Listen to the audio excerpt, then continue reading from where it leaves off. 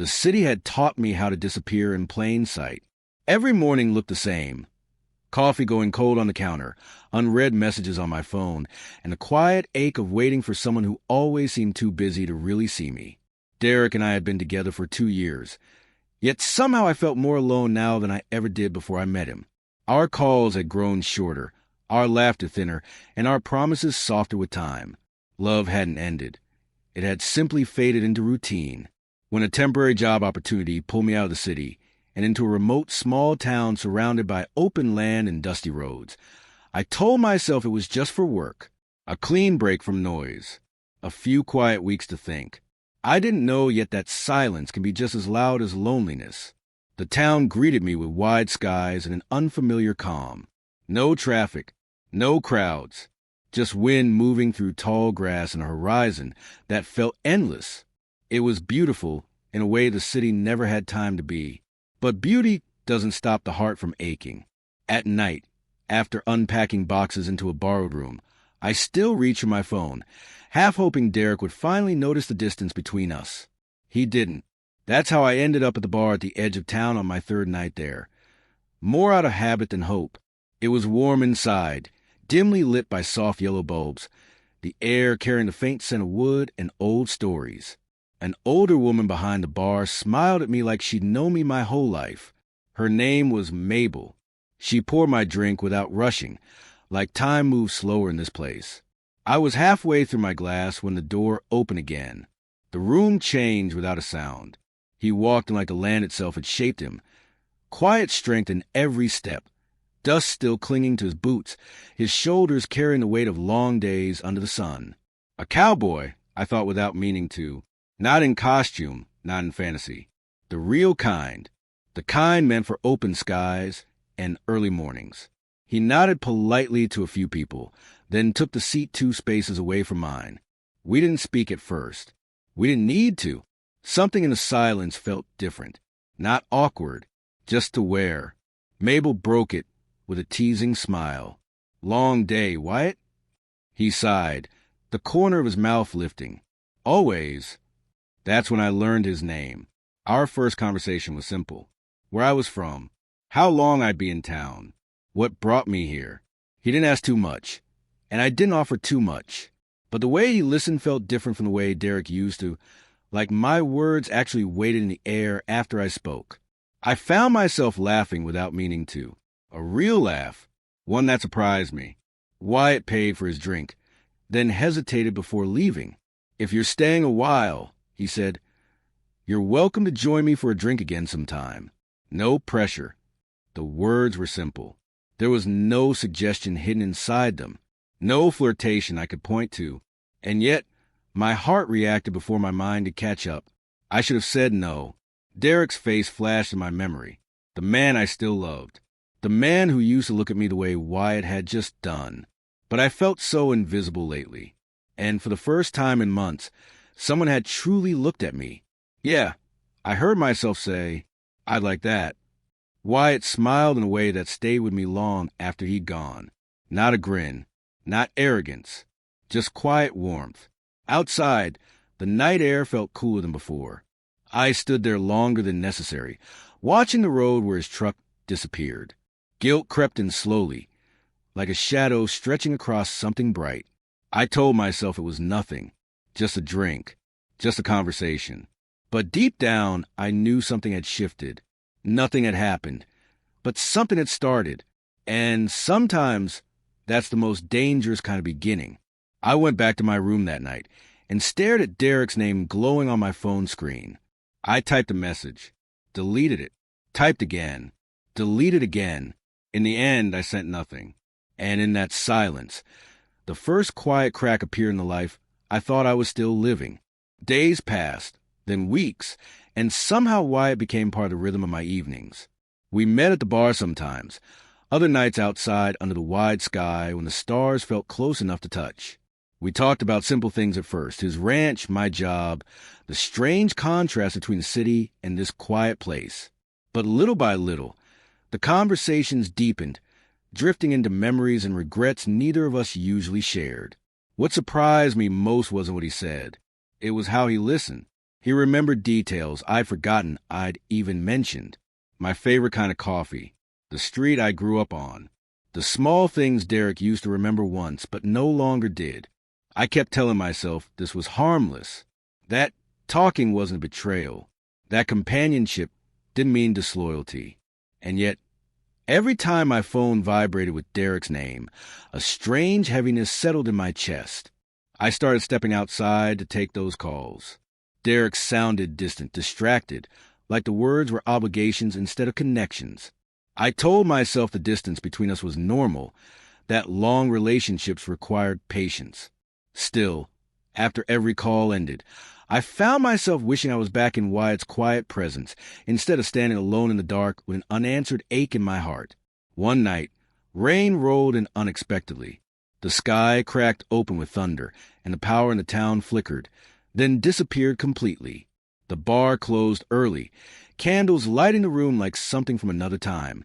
When Mabel locked the doors, Wyatt walked me home without a word needing to be said. Rain soaked through my jacket, the ground cold beneath my shoes. We stopped beneath the small porch outside my place, the only light coming from the storm-lit sky. For a moment, neither of us moved. The world felt narrowed down, the two people listening to the same thunder. "I don't usually let people in," he said quietly, eyes fixed somewhere beyond me. "But you feel different." The words hit deeper than I expected. Before I could stop myself, I answered honestly. "I haven't felt understood in a long time." The air shifted. We stood too close. Not touching, but close enough that I could feel the warmth of him through the rain-soaked chill. It would have been easy to let that moment cross a line. The easiest thing in the world. Instead, fear rushed in. I took a step back. His expression changed. Not hurt, not angry, just aware. "I should go inside," I whispered. He nodded once. "Good night." Inside, I leaned against the door long after he'd gone, my heart racing like I'd run miles instead of walking a few steps. I hadn't touched him. I hadn't said what was burning inside my chest. And yet, I felt like I'd already done something wrong. That night, sleep wouldn't come. Guilt pressed at me from every direction. I stared at the ceiling, replaying everything I'd said, everything I hadn't said. By morning, I convinced myself I would pull back, that I would rebuild the distance, that I would be loyal in all the ways that still counted. But when evening came, so did Wyatt, and I didn't tell him to stay away. Instead, we talked again, and again, and again. Every laugh felt lighter than the last week of my relationship had felt in months. Every honest confession pulled us closer, without either of us naming what was happening. I learned about his father, about the land he felt tied to, about the loneliness he carried into the wide open fields each morning. He learned about Derek. That night, when I finally told him I was already in a relationship, the world seemed to hold its breath. "I should have said that sooner," I whispered. He didn't look shocked. He didn't look angry. He just looked disappointed in himself. "Then I should have asked sooner." Silence stretched between us, heavier than words. "I never meant to cause trouble," he said finally. "I know," I replied, and that was the worst part. Neither of us had intended any harm, and yet something fragile was already cracking under the weight of what we hadn't controlled. After that night, everything felt different. We tried to keep things normal, tried to pretend something hadn't shifted. But every glance held unspoken meaning now. Every silence buzzed of the truth we refused to touch. I felt my loyalty thinning, thread by thread, not through touch, but through wanting.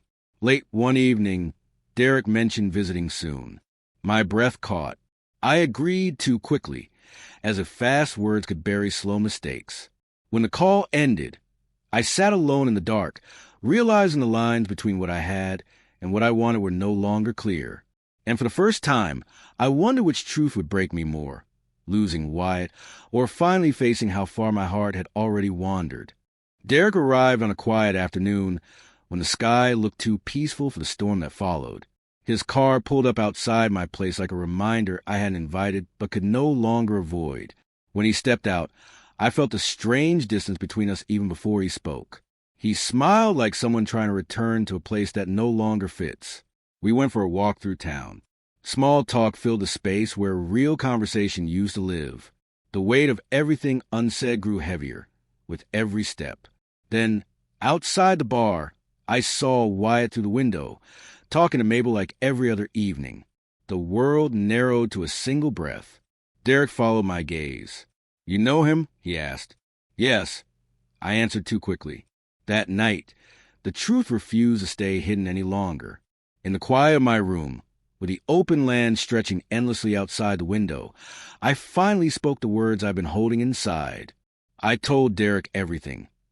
Not about touch, not about betrayal of the body, but about the betrayal of the heart, about the long talks, about the way I felt seen again, about the guilt that never fully went away. He didn't shout. That hurt more than if he had. "I guess I lost you before I even realized you were gone," he said softly. I realized then how deeply we had both failed each other in silence. He admitted how distant he had become, how he assumed I would always be there no matter how far he drifted.